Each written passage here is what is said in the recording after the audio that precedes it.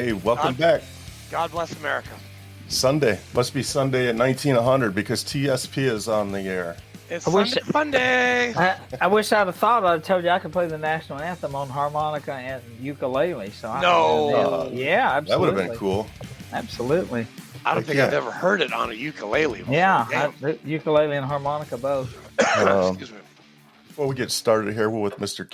Joey King. Hey, Mr. King, what's up, man?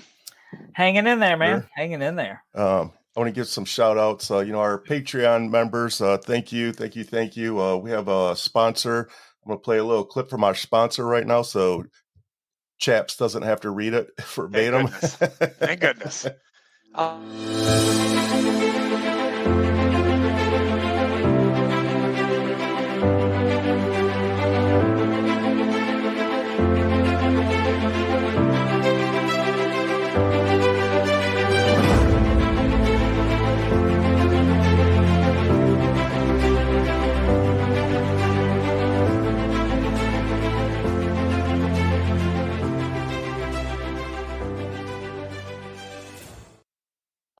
Thank you, Mr. Sabins and Proven Valor, for sponsoring our show. Thank you, Jeffrey. If anybody else out there is interested in being involved, we have a Patreon. We have many other ways that you can donate. We are a nonprofit.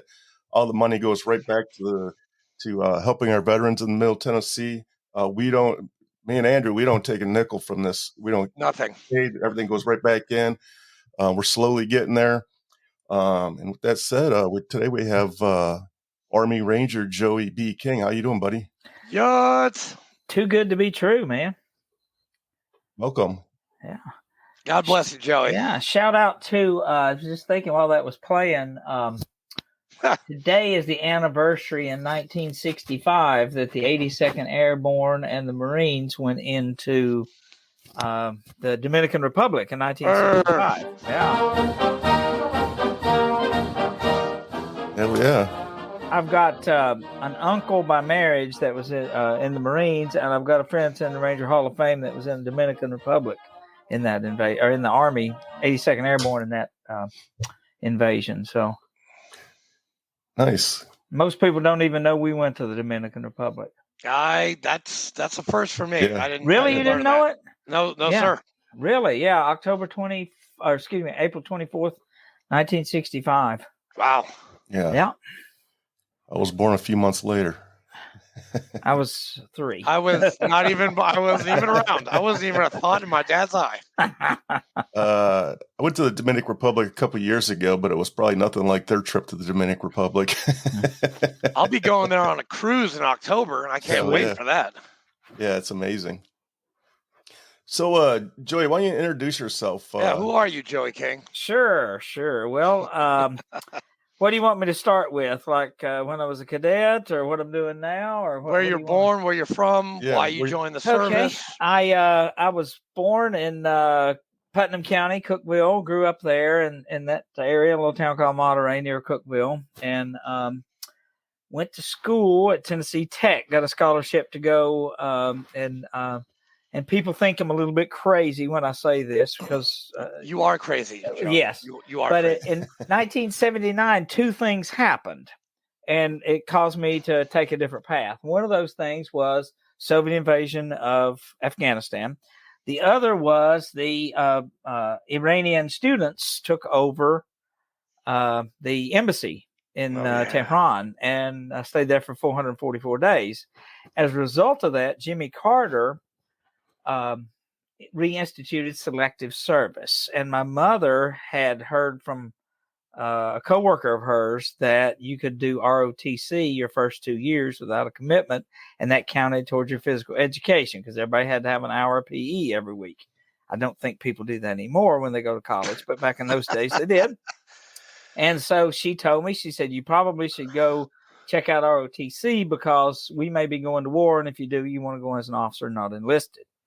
So that's how I got into ROTC, and I did 2 years, without a commitment. I didn't need a scholarship or anything, so I had a scholarship.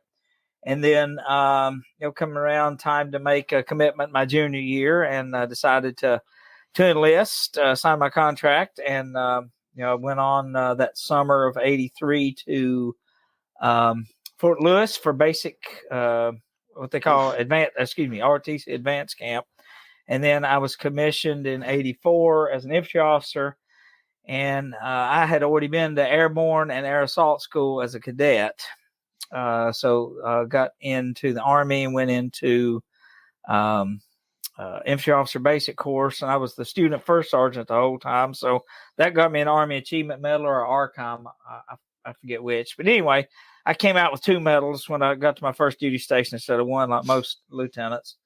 And so went to infantry officer basic course. And I know Andrew's going to laugh his ass off when I say this, but for the last 3 or 4 weeks of my infantry officer basic course, I would go down to the first sergeant's office for Pathfinder school. So, hey, you got a slot for Pathfinder school?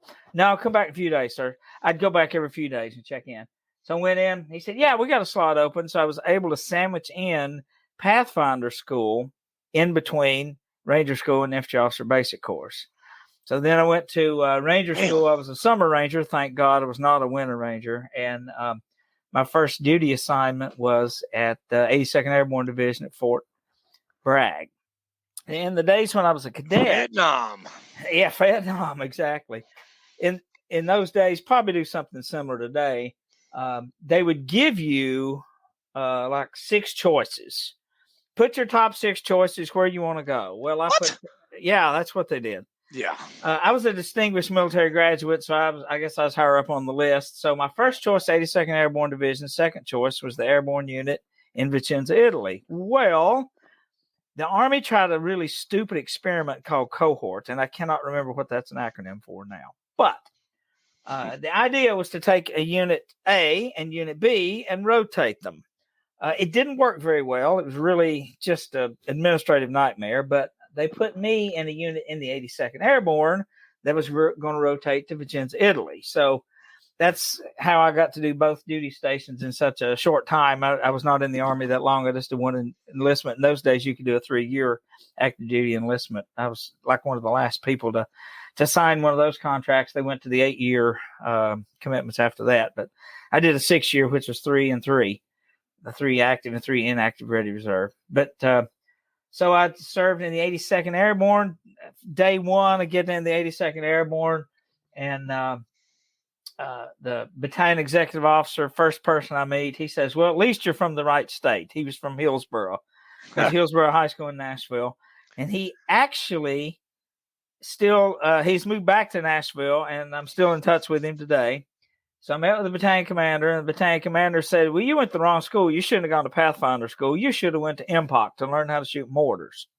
So I didn't think anything more about that, and I ended up going to my first platoon. You call it platoon command in the Marine. It's platoon leader in the Army. So I was had a rifle platoon, and I was we went immediately to Panama. Went to jungle school in Panama. Nice. When the Panama Canal Zone was still in U.S. hands. And so we, it was 3 weeks, got trained with some Canadian paratroopers that went with us. And 3 weeks down there. And that's really kind of a strange school for officers. It's really more of a sergeant's, E5 and E6 type leadership.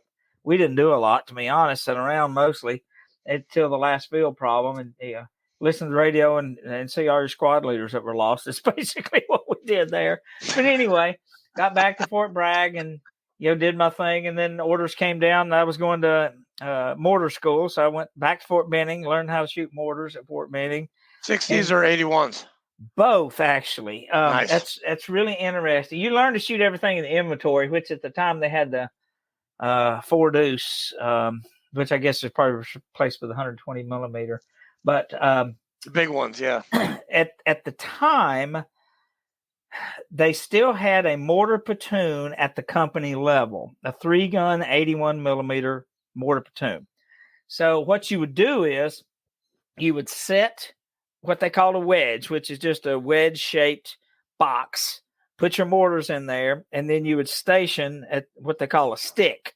So a stick is one half of the aircraft, either the left side or the right side. So they put the mortarman at the very first people to go out. So they'd push the wedge out, and then the mortarman would go out right behind them and float down and try to catch the wedge and figure out where it landed, and then you'd break open the box and continue your mission. So we had the 81s and then transitioned to the 60s. And I was the last platoon leader when I got promoted to company executive officer. They got rid of that and went from a 3-gun platoon to a 2-gun section. So, but it went to the 60s and still the 60s today. They're so much more portable for paratroopers. It makes a lot of difference. So that was, and I was the company XO. By that point, we'd transferred to Italy and I spent 14 months in Italy before I got out. But we were a NATO unit, and we worked with all the rapid deployment forces throughout Europe. Paracommandos, British SAS, you name it. If they were special operations, we worked with them throughout in Europe. So we got to do a lot of neat things. There was no real training grounds in Italy except in the Italian Alps. So you'd go up and do ski training every year in the Italian Alps. Most of the training was done in Germany. Went to Grafenwehr, Germany 3 or 4 times. Got to go into Berlin when Berlin was still a split city. And at the time we were quote unquote allies with the Soviets. So they could come into our side of Berlin. We could go into their side of Berlin. So I got to go to East Berlin when the wall was still up. Ooh, look at the look on his face. Not many people could say that. Look here. Hold on. I just you got a piece of the you got a oh man. This is an East German flag that came from this is an East German communist flag that came from East Berlin. Yeah. I just remembered I had that up there. Just looking. But yeah, I did get to go into East Berlin. Not many people can say that, but I did. Do you have the NATO medal? I can't remember if I saw that under DD-214. No. You don't? Okay. I don't think so. No. I got, a lot of training stuff, with Belgians and British and Italian special ops, all that kind of stuff. We worked a lot with those.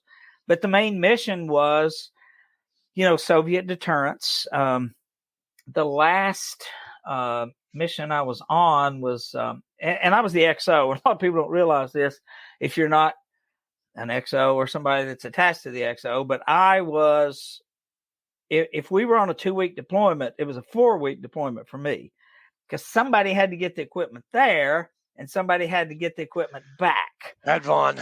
So, yeah. I was party. Yeah. Exactly. I was a month anywhere we went. So like my last deployment was a month in Turkey. So we went to the Soviet, I guess today would be the Georgia Turkish border, but at the time it was the Soviet border. And that was the last thing I did before I got out. But it was just show of force, to prevent what's going on right now in Ukraine. Right. Basically, same type of mission. Did you ever jump? 33 times. Yeah, I was on jump status the whole time I was in. Oh, damn. Yeah, I know, right? Were those like static jumps? Yeah.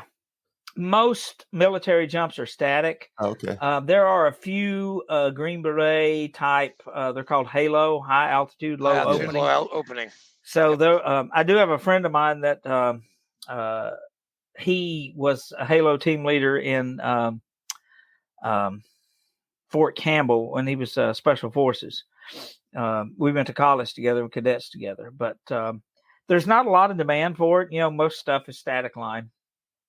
When you're jumping, like what? How high are you up? The lower, the better, because you're a target as you're floating down, right? That's true. Yeah. And I jumped the T-10. There's a modified version of the T-10 that we jumped, which is literally the same chute that they jumped into D-Day.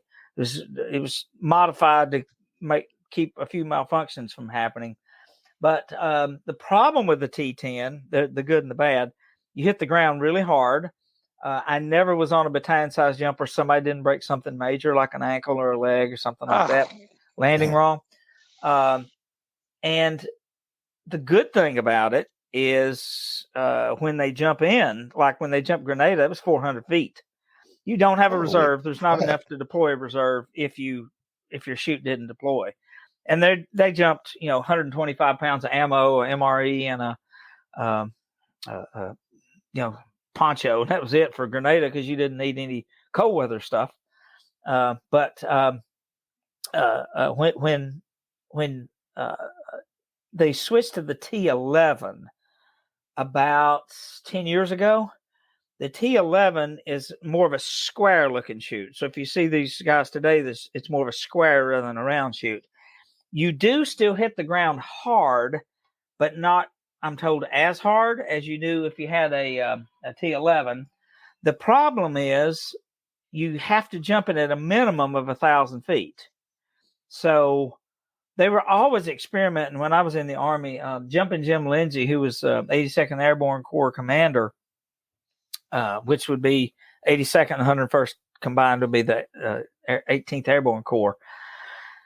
He severely injured himself trying to jump some triple canopy experimental parachute that you could jump at 300 feet. That was always the goal, was to get you lower.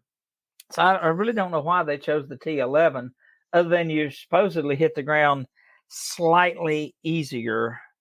But when I talked to a guy, an older E7, last time I went to the critter cookout at the Mountain Ranger camp in Dahlonega, Georgia, which has been 3 or 4 years ago, he had jumped both T10, T11. He'd been airborne his whole life, either with Rangers or 82nd. And he said, yeah, people still break the leg every battalion size jump with the T11. I'm like, yeah, well, kind of defeats the purpose, because you're jumping at 1,000 feet in a combat situation where you can jump at 400 feet with the T10. So what do you do with the soldier when he's laying in like the combat zone with a broken leg or a broken ankle? Well, it's just considered like a regular injury. If you were shot or whatever, it's the same type thing. You're going to medevac them out just the same as you would anything else. Yeah. There are tree landing procedures and there are water landing procedures and all that kind of good stuff, but you're going to have mishaps. And when you got that many people jumping, you're going to have mishaps for sure. I have never, and I'm very proud to say this, I have never jumped out of a plane, and I really don't want to, ever. I will dive under the water, no problem, but I will never jump out of a plane. Well, I always thought I would do civilian jumping. When I was in the military, I thought, I'll get out, I'll jump civilian. So nope. This buddy of mine, this guy I grew up with, well, let me preface that. I did tours of rigger shacks. Riggers are the people who pack your parachutes. And it's a specialty MOS and, so forth. And I mean, they check, and then it's rechecked, and then it's double checked, and it's triple checked. And then once every 3 months, they look at you and say, okay, which chute did you pack? Oh, okay, I packed that one right there. Good, you're jumping it. So you have to jump your own chute every 3 months. So you have an incentive to pack that chute correctly.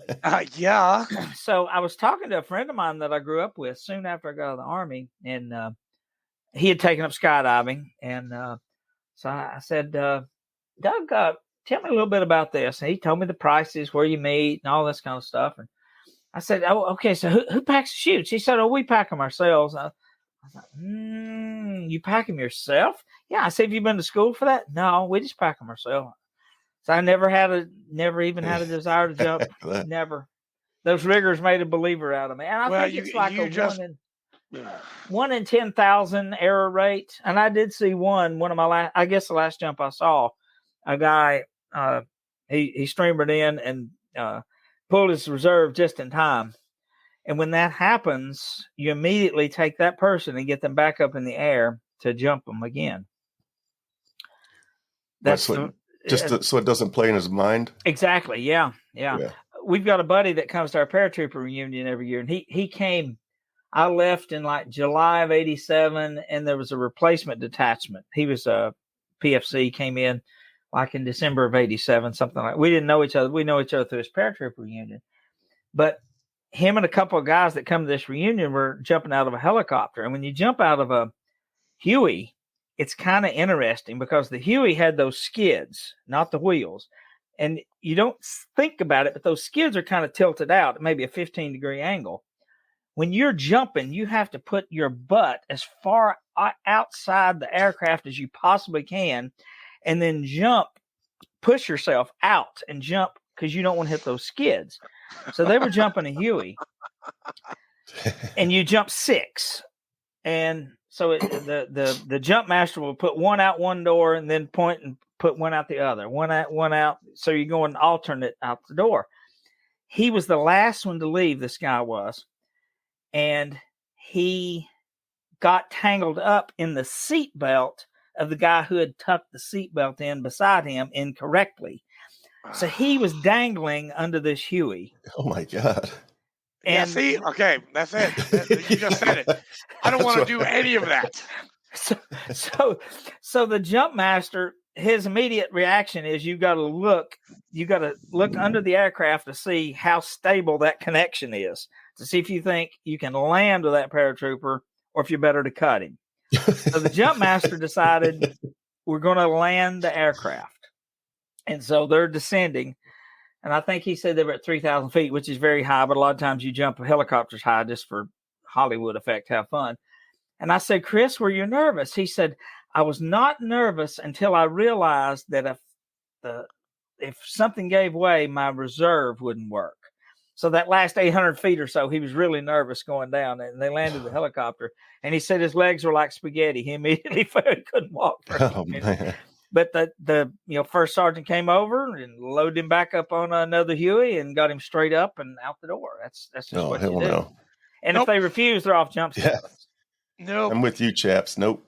No. I'd rather fast rope. Do not sign me up for any of that. See, that fast rope thing came in after I left the military. Dude, I can fast rope like no other, man. I love that stuff. Like, see, that was the first military school I ever went to, and actually the first time I ever flew was in at Fort Campbell Air Assault School, and you'd always link up. You'd snap link in and rappel out. The fast roping thing came after I got out, and if you look at the Black Hawk Down mission, and the book and the movie, I love that movie. It all started when they were trying to fast rope out, and they shot a modified RPG, and the pilot was taking evasive action and tossed the Ranger out just as soon as he was grabbing for the rope, which would never happen if you were strapped Blackburn. in. Yeah, it was Blackburn. Yeah, in the movie. Mm-hmm. I remember that. It was the guy who played the elf in Lord of the Rings. Mm-hmm. That guy. Well, don't ruin it now. Now I'm gonna think of my ass of the elf. Wait, you've never wait. It's a good movie. You've seen Black Hawk Down, right? I have, but I've never seen the elf. You've never movie. seen Lord of the Rings? Nope. No, I haven't. I'm not a no sci-fi desire to guy. watch that. I'm not a sci-fi guy. Wait, dude, that was that's cinematic excellence right there. Yeah. I do have Black Hawk Down signed by Kenny Thomas. He did an autograph tour for something. Oh God, 20 years ago. Joey, you know JT Cooper, right? I've met him a few times. Yes, he was there. He was there when that happened. He was there. He was with one of the support units, and I forget which one. But he was. And his program is really, really phenomenal. Oh, what, Warrior Rounds? Oh, yeah. I wrote a song for him. Is that right? I did. He and I think we're related because my dad's side of the family is from Fentress County, and that's where he's from originally. JT, if you're listening, is this true? Are you related to Joey King? Very distantly, but everybody in Fentress County is related. So. Oh my goodness. Okay, that's not. Okay, we're sorry that he said that. Fentress County. We're sorry. The tree goes this way. Yes. Tree has one branch. Can you walk us through jump school? Ooh, good. That's a good one. I like that. It's 3 weeks. You do cross train usually with Marines and SEALs will also be going through with you normally. And I never went to any school in the military that I didn't have foreign students.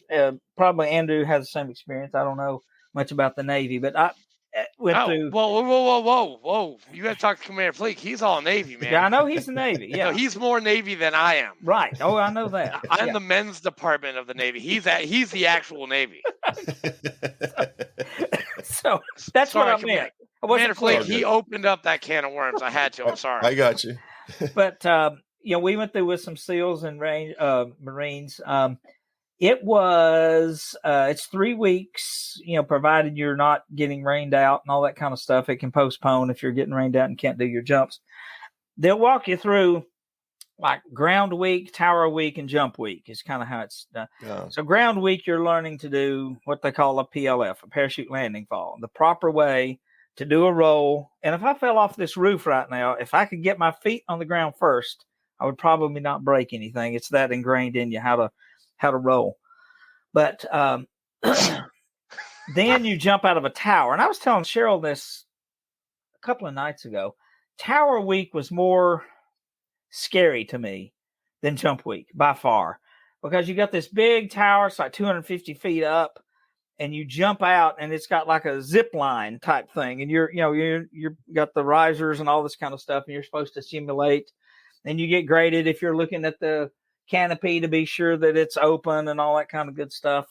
And just standing in that door, because you don't really have a shuffle of guys in what they call a stick. One side of the aircraft is a stick, and you're standing there, with your hands on the edge of the door to push yourself out. And the C-130, you had to push yourself out. With the C-141, which isn't in the inventory anymore, it sucked you out like a vacuum cleaner, and you were out. But with the 130, you had to push. I'm just getting anxious, listening to this. Okay? Give me anxiety. I got 33 jumps. I was probably nervous, to be honest about it, 5 or 6. Never in jump school. Wasn't nervous. I was just too, I guess, well trained, I guess is the best way to explain it. Because you do so much in preparation for it. When you get out and when you feel that chute open and you're just gliding and looking at the scenery as you're floating down, it's really peaceful. It's very peaceful. I've never been in a balloon, but I would think a balloon would be pretty equivalent to it.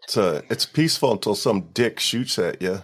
Yeah, that's always an issue. That is an issue. Or your chute doesn't open and you have to use your reserve. I mean, yeah. Now, hey, Joey, did you have I see on these movies like Act of Valor, or or the actual Navy SEAL movie by Michael Bain, which is an amazing movie, with Charlie Sheen and all those guys. That movie was terrible. Come on, it's amazing. That was a great Navy SEAL movie. Now, Joey, do you guys have altimeters like on your wrist and stuff like that? No, that's a halo thing. Okay, that's a halo thing, because the highest I ever jumped was probably 3,000 feet. I never had to use oxygen. Yeah. And I don't know at what altitude you have to use oxygen, but that's when you would use what you're talking about. Okay. It's on your wrist. You never had to use that big machine with a fan underneath you where you're just like, oh, no, I want to do that. I want to do that. I'll do that. I would do that. No, never, nothing that fancy. Sky Zone. Fancy. That's right. Sky Zone. Yeah. I definitely want to try that out, man. That sounds a lot safer than actually jumping out of a plane. Yeah, so when did you know you were going to be a ranger? Like right from day one?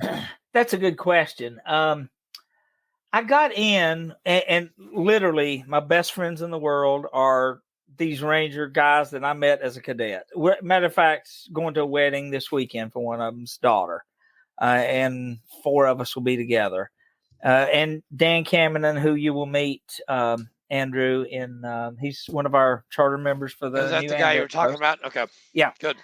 He's not a ranger, but he's the best leg that ever was. I mean, he's a great guy. But okay, hold on.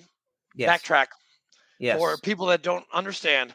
Yes. What the hell is a leg? A leg is someone who is not airborne qualified. Someone who is not airborne qualified is a leg. And that's pretty much it. We don't really say that about Marines too much, because you guys are pretty good guys. But, when you look, thank you. He's a leg. Thank you, sir. He's a leg. You don't really follow up. And I'm proud to be a leg, because I don't want to not be a leg ever. But when I introduce Dan, I say Dan is the best. When I introduce him to like a ranger person, I'll say, Dan, he's the best leg you ever meet. So that's as good a compliment as I could possibly pay. But I just got in with a bunch of guys at most Army ROTC, but they'll call them a battalion at a university. They will have what they call a ranger group, a ranger organization, whatever. And they usually will get together about once a week. and do things like rappelling, learn patrolling. They'll go on extra field training exercises and stuff that maybe the regular unit. So that was my fraternity. I mean, those guys are my best friends today. And we get together all the time. But we, in those days, that just sort of motivated me. So probably by my halfway through my freshman year of college, I had decided, I think I may want to do this. I tried to get into West Point, but my grades weren't good enough. I knew I'd lose a year if I did that, but I thought it'd probably be worth it to get into West Point. But my especially math, I suck in math, so it wasn't good enough. So, did the ROTC thing, and by the second year, you're kind of having to decide, do I want to make this, do I want to sign the contract or not? And when I signed the contract, I knew that I want to be an infantry officer, and I want to go to Ranger School. So that's what I ended up doing, and went to Airborne School, Air Assault, Pathfinder, Ranger, and Jungle School, and MPOC. Learned how to shoot a mortar. It's called MPOC. Yeah. Hey, Joey, when you're finishing up like the final test for Rangers, like I saw a picture of this guy on a rope, and you've got to touch the Ranger sign or something. Mm-hmm. Can you tell us about that? Yeah, that's actually the first. That's Darby Week, it's called, and it's basically Hell Week of SEALs, that you've heard about. Roughly the same thing. When I went through, and I know this, I'm going to explain it a little bit, but somewhere around, I went through in 85, summer of 85, somewhere around 82, they decided we should have a desert phase because we may end up fighting in the desert. So they rotated it. I had it Dugway Proving Grounds, Fort Bliss, Texas, and I can't remember where the third place was. So there were 4 phases of Ranger School. There was Darby Week, which is Hell Week and the SEALs. Then you'd go to the mountains in Dahlonega. Then you would go to the desert, and then you would go to Swamp phase down in the Panhandle of Florida, Pensacola, and Eglin Air Force Base. Yep. So that was the cycle that I went through. And somewhere along the way, the problem is if you've got a delay, you can truck people anywhere except out to the desert. If you're at Fort Bragg or Fort Benning, rather, and you need to go up to Dahlonega, you can truck them up there if it's the bad weather and you can't fly them. Or if you need to go from Dahlonega to Eglin Air Force Base, you can drive them down there if you need to. So it's really an expense thing. So they had a desert phase for probably about 8 to 10 years, and then they just did away with it, mainly because of the expense and the logistics of getting all the way out west. And if something goes wrong, then you're sort of stuck, and you can't. You may be stuck in the tarmac for 2 or 3 days. Do they just have? Go ahead. Sorry, go ahead. No, you go ahead. Sorry, I didn't mean to interrupt. Paratroopers are stuck. We're victims of the. You have to have good weather to jump. There was and my unit was actually the one that was doing it at the National Training Center out in, I think it's California. I never went, but in 80 or 81, there was a famous jump that went on. It was actually my battalion that jumped. I know some of the guys that went on that, and they got drugged, and several of them got drugged to death. And what it was everybody knew you weren't supposed to jump at past 12 knots wind, but the jump master on the ground, or the Pathfinder on the ground rather, would be under pressure from the battalion commander to get this jump in. And 12 knots. It's always 12 knots. So people get drugged, and it ended up killing a bunch of people. So they started enforcing what the regulation should be. So you are limited by the weather. It's kind of like D-Day. It just happened to be a good day when D-Day happened, but jumps are that way. You're going to get drugged to death when you get on there. You're supposed to release your chute once you get on the ground, but if you're getting drugged, it's really hard to do. And one of these friends that I'm telling you about that I'm going to be at the wedding with this week, he is 90% disabled from one of these jumps at the Pathfinder. Let it go when it probably shouldn't have. It was a little too windy. He was in Alaska with a paratrooper unit there, and he got drugged pretty bad. And he's had to have neck columns work and had numbness in his arms, all kinds of stuff. It just really hit too hard and hit the wrong way. So there's a lot of things if you jump and the winds are too high. So what is a pathfinder, and like what's the pathfinder's job? Ooh, good question. Pathfinder is the first in. So they're the ground guys. So when you go to Pathfinder school, you're actually doing some elements of air traffic control, and you are controlling an airdrop of material or of people. So let's say, and it's all done at Fort Benning. So for example, if you're at jump school, the people who are getting the students out the door in jump school are Pathfinder students on the ground who are calling the aircraft and telling them, when the jump master is the people who put them out the door, letting the jump master know when it's time to go. So in Pathfinder school, they're the first ones in. So they're clearing out a drop zone. They may jump in with chainsaws and cut down a few trees here and there and that kind of thing. So if the rigger has to jump to prove his job is good, does the Pathfinder have to jump also? Oh, yeah. Pathfinder, we usually jump in first. Oh, okay. So they jump in and then they go set up. Oh, I understand. Yeah. I understand. I didn't know. I thought maybe they're a week or two before you guys even start jumping or something. Yeah. And it's a little bit of, they still have a Pathfinder school because it's still necessary, but the Pathfinder units are gone. And I don't know this, but there is something equivalent to that in the Rangers. And I believe that they figure that they'll probably never need a mission that's bigger than the Rangers couldn't handle Pathfinder wise. So, but like, sounds like our Anglico guys. Yeah. As a friend of mine, that runs a nonprofit, that started here, but he's out west now. Justin, if you know Justin, and he was Justin who? Matichek. I don't know. I thought you were talking about another guy that I know, but okay. Thank God you didn't talk. Thank God you didn't say that guy.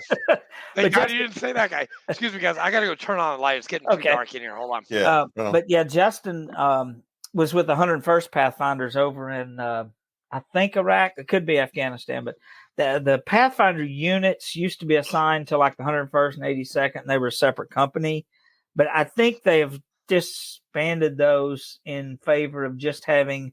There's kind of a special operational unit within the Rangers that does a lot of that kind of stuff.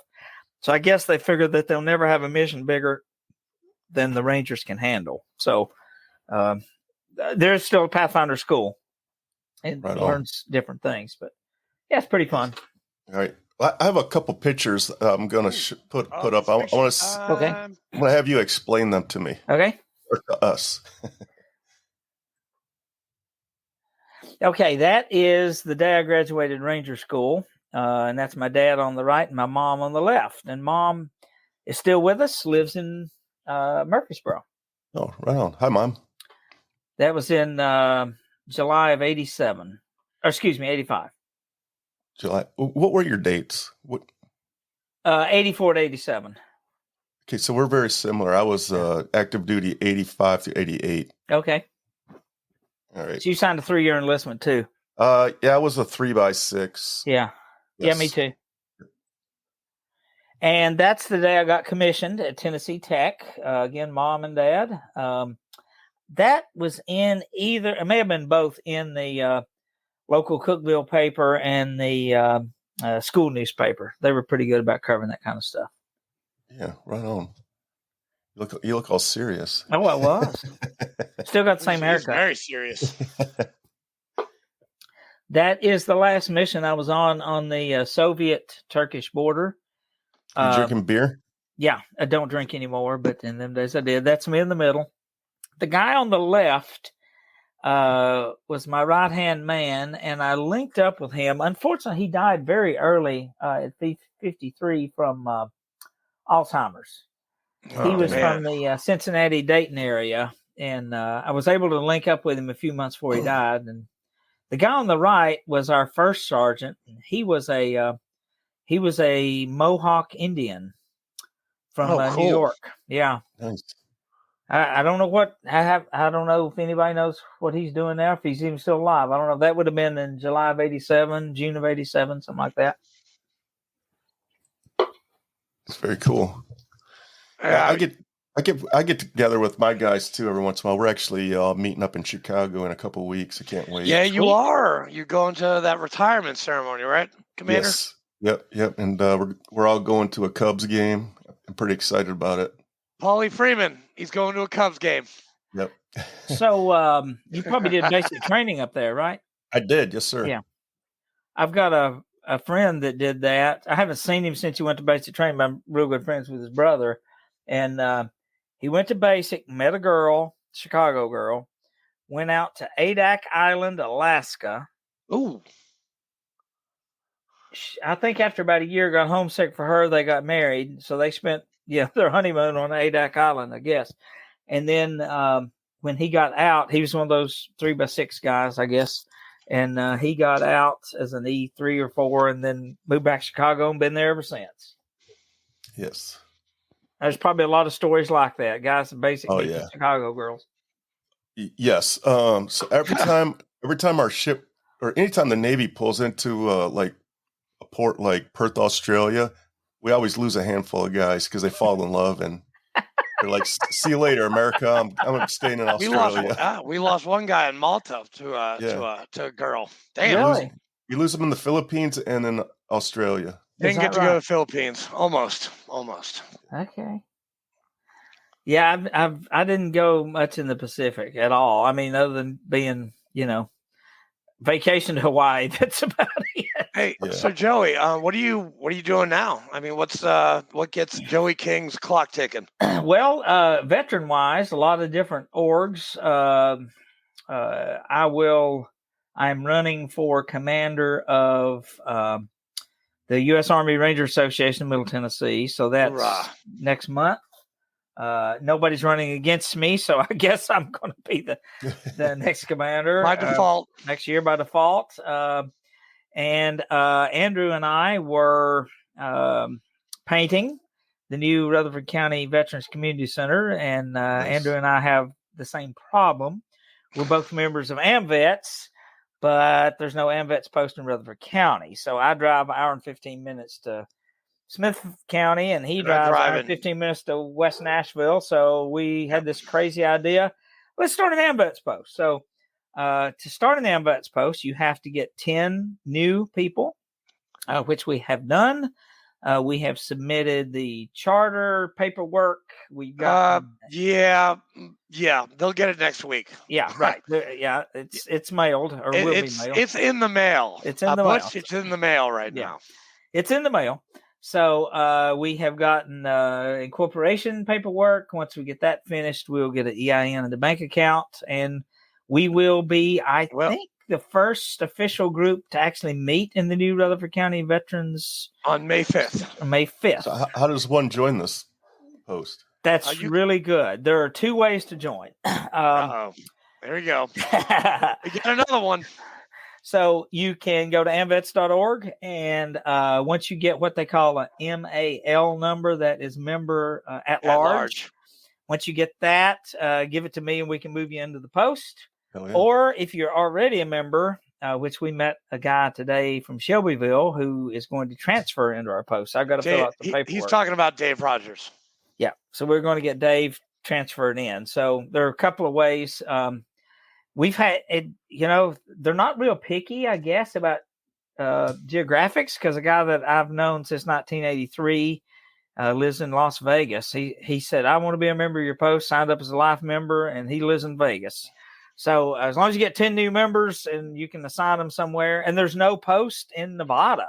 I looked it up. No post in Nevada anywhere. In the whole state? In the whole state. There's no AMVETS post there. Oh, that's crazy. So they're just fine with him being a member of our post. And so, but most of the guys are local and people that Andrew and I know, or people we meet. Right. So, and Commander Fleek knows all the people that I know. So we need to get Commander Fleek in the AMVETS. I'll definitely join. Wink. I will go on the website this week and I'll sign up, and then I'll get you my number. Yeah, once you get that MAL number, we'll get you transferred in, and hopefully by the time of our first meeting, supposedly either the state commander and or executive director is going to come, and hopefully get our charter at least in progress. When we have our first meeting, we'll do an election. And in this election, we'll be making sure that we've filled all the positions that we need to fill to be an official post and all that kind of good stuff. So, yeah, it's kind of interesting. Andrew's done this with VFW, but I've never. Well, no, and started so is Commander Flake, because he's one of the founding members of our VFW post. So you both know more about this. Oh, he knows. Starting from the ground well, up. and Commander Flake, why don't you tell Joey about your pedigree when it comes to veteran service organizations? So it all started 20 years ago. I've been an active member of 20 years ago. I've been an active member for about 20 years. My son's 21, so 20, somewhere around there. And so I'm and all these organizations that I'm going to mention, I went through the chairs and officers and all of them, all the way up to commander, to the American Legion, the VFW, 3 different VFW posts from Dearborn to Middle Tennessee, the Dearborn Allied War Veterans Council, Catholic War Veterans. So I've been around for the last 20 some years. Through my work, I was named Dearborn Veteran of the Year in 2011. So we've done some cool stuff. Hoorah, or hooyah, whatever. Yes, good job. Yeah, Bravo Zulu, Zulu, Commander, Bravo Zulu. Well, that's and we're all on the same team. I'm a member of the American Legion also. So and I'm kind of like Andrew in a way. I'm having to start to turn down stuff that I would really like to do and would really be good at. I just don't have time. Right. Because about my ROTC Alumni Association, or my ROTC detachment, started a alumni association a few years ago, and one of the members of the board died, and they asked me to be on the board, and I was just like, oh, I just can't do it. And now, this popped up after that, so I really couldn't do it. So it's tough to say no. It's tough to say no, but you have to say no. I'm trying. I did it I did it last week. So I'm not going to say what, but I did say no to it. So same way. I had to say no to something last week that I know I'd be good at and know I would like. But you only got so much time, And so, I need sleep. I need more sleep than I'm getting now, because I'm not. By the way, I read the email today from Commander King. Oh yeah, very exciting stuff. There's a chance that we may get our All-American. Everybody's on. Everybody loves the idea. It's just convincing the correct people. I don't want to jinx it or anything, but we did get all. We did get all state. Yeah. We got all state, but what matters to me more than anything is that they recognized it and they know the work that we've done. So if we don't get it, I'm still, I'm not going to lose sleep over. I'm still proud that they know the work that my guys have done. We did that in like 7 months, man. Yeah, we got all the prerequisites done in 7 months. Yeah, that's what's holding us back from getting the All-American, because we did it so fast. It was a brand new post, and we did it too fast. They couldn't keep up. Yeah, it kind of hurt us.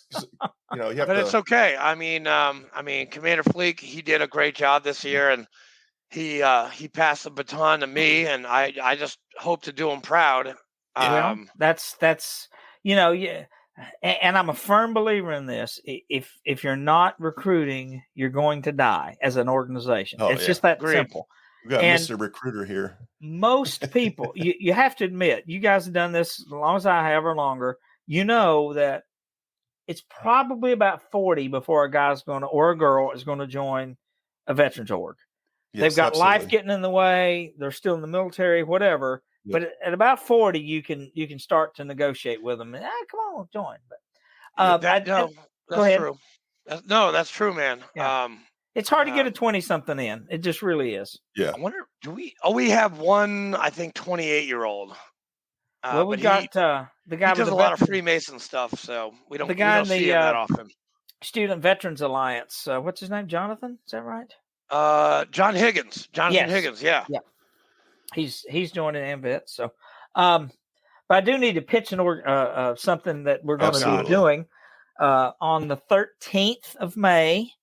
at the VA, we will be doing a baby shower for pregnant veterans who are in need. I'm still trying to find out if the spouses of male veterans qualify. I haven't gotten that, but if you're a pregnant lady and a veteran, it's the 13th, and we're needing things such as baby wipes, diapers. I think the strollers and that kind of stuff the VA is helping with, but gift cards to Walmart and stuff like that. Drea, if you're watching this, take notes. And I am off on Fridays. It's 11 to 1, so I will be there. As far as we know, we're going to be able to get in the building that the COVID protocols are going to allow us, but could have a major break and that could change, and be a drive-through event. But we're going to have it either way. It's just a matter of if it's going to be on campus or drive-through. It's really what. What's the date?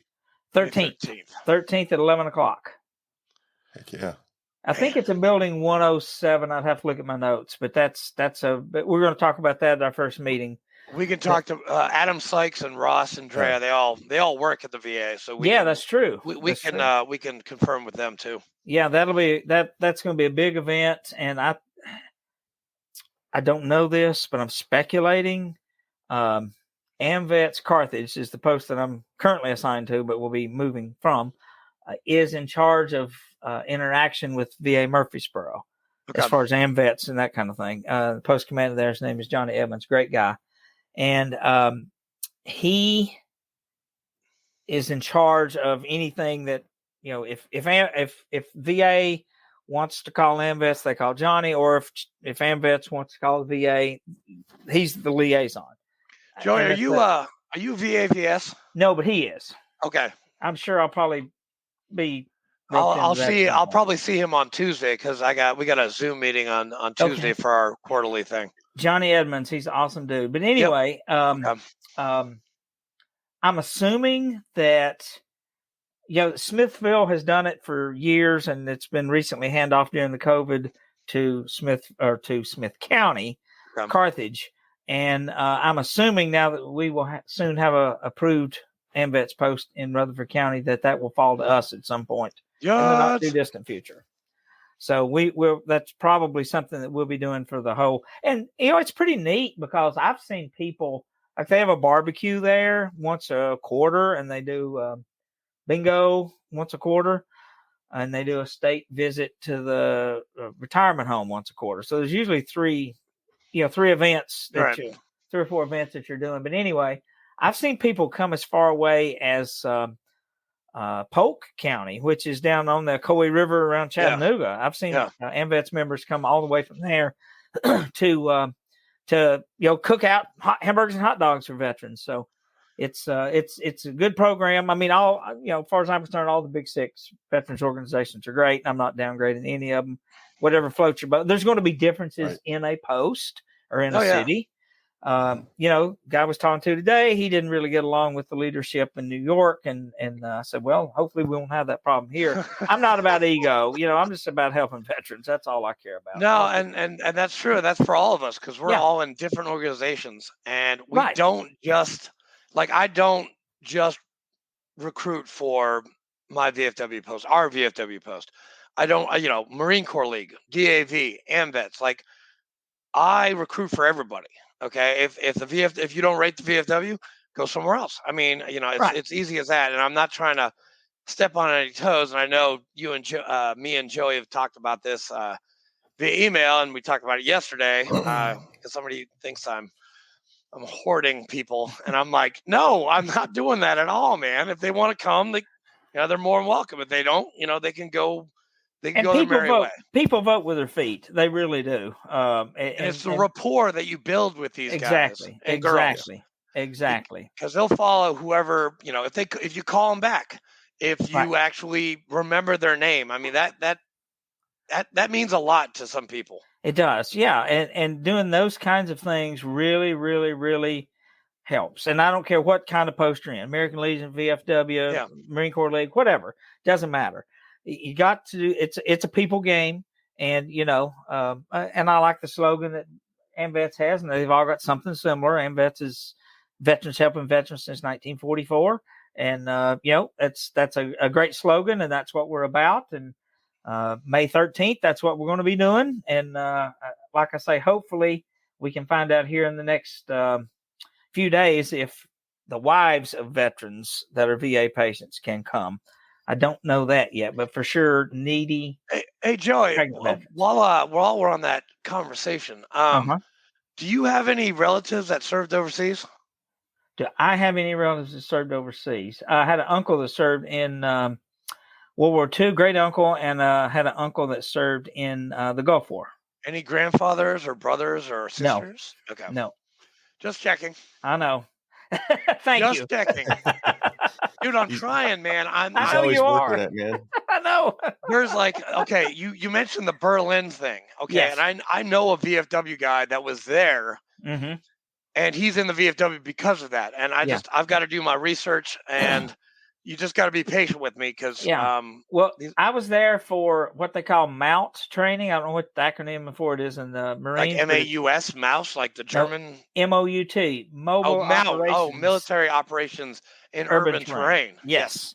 So I'm well versed in MOUT training. We did MOUT training in Berlin in January. So cold, you can't believe it. Get this, prostitution was legal, and you would see mini-skirted prostitutes in Berlin in January. I do not see how they could do that. God bless them. Yes. God bless them. Man, they're like the mailmen. I mean, through rain, hail, sleet, snow, whatever. Yeah. Hey, like mailmen, but more fun. That's just right. Yeah. Just kidding, mailman. I'm not downgrading you guys at all. We wouldn't get our mail without you guys. It was pretty stunning to me. It's like, God, it's 4 degrees and you're out here in a miniskirt. How the hell is that possible? Stunning. That's good. But I did 3 weeks. Hashtag stunning. Good. Yeah, I don't hate 3 it. weeks, but it was just the MOUT training. That was an annual rotation every January that our battalion would do, and it was kind of a cycle. That because we were the most mobile unit in Europe, and so we were, paratroopers are mobile, and we never, my nephew went to Puerto Rico. He's with the Air National Guard here in Nashville. He went to Puerto Rico, stayed at a resort. That was summer camp this summer. Nice. Is that the 118th? Yeah. We adopted them, right? No, they're our adopted unit. So is that right? We take care of them, and I know. Actually, I just went shooting with one of our VFW auxiliary members, John Salter. He's a major there, but he was a Marine before. But he's now Major Salter, and he was just telling me that people are being deployed. And I actually met this one kid at a Preds game who was being deployed like in 2 weeks. Okay, and I think he's over there right now. He's not. He's a cyber guy, so he's in the. Yeah, that's what the 118th is. They're cyber and drones and drones. Yeah, he's on the cyber end. So I'll introduce you to him. He lives in Murfreesboro. He probably knows Major Salter. I'm sure he does. My next door neighbor is 118th as well. Is that right? Lieutenant Colonel. Yeah. Oh, sweet. You know Micah, right? Me? Micah Taylor. Yeah, you, Joey. No, I don't think I know him. Okay, well, she does a lot of holistic VA health and stuff like that. So she's one of our VFW members too. Okay. You'll meet her. I'm sure I will. She's a mile a minute also. Yeah, I know. She's I love her to death. She's all she is. She comes and speaks at some of our events, man, and she just goes to town. Boom, boom, boom, and like she's talking so fast, like I can't write this down. You better have a tape recorder. Yes. She's awesome though. She's a good lieutenant colonel. Yeah. So. But his girlfriend went down and spent the week in Puerto Rico, and I'm like, man, we didn't have that. Everywhere we went, if you could jump, you jumped. The only reason you didn't jump was because of weather. It's the only reason. When we went to Panama, we got about an hour from the drop zone, and they said weather's not going to cooperate. It's going to be air land, not a jump. So that's the only reason. Anywhere I ever went, it was jump, unless the weather sucks. That's the only reason you wouldn't go. So. But that's what I was used to. And he showed me a picture of the resort they were at. I'm like, man, I joined the wrong branch, dude. Yeah, I know, right? Yeah. Everybody join the Air Force because you get to see really cool places and That's right. air conditioning and Mai Tais and That's right. You And you get to bring your girlfriend on training missions. Navy. I mean, Commander Fleek was in the bottom of a damn ship. You were in the jungle. I was in the desert. It just sucked. Join the Air Force where That's it doesn't right. suck. That's right. Is that Briggs? Yeah, he was whining at the door. I know, mine are too. Hey, Briggs. Hey, buddy. Yeah, he's a knucklehead. All right, man. Well, we're a little bit over an hour, so we try to keep it about an hour. Yeah, thanks, Joey. All right. Thanks for coming on, guys. Thanks for your service, man. Thanks for everything you do. You're Thanks, welcome. As soon as I get a second, I'll join the AMVETS and I'll send you over my info. Yeah, and I'll do the paperwork. Get you moved over. Heck yeah! All right, man. Hope we can see you on May the 5th. May the 5th, yeah, for our first meeting. That's right. First meeting at the new community center. 18:30. I'll remind you. Thursday night.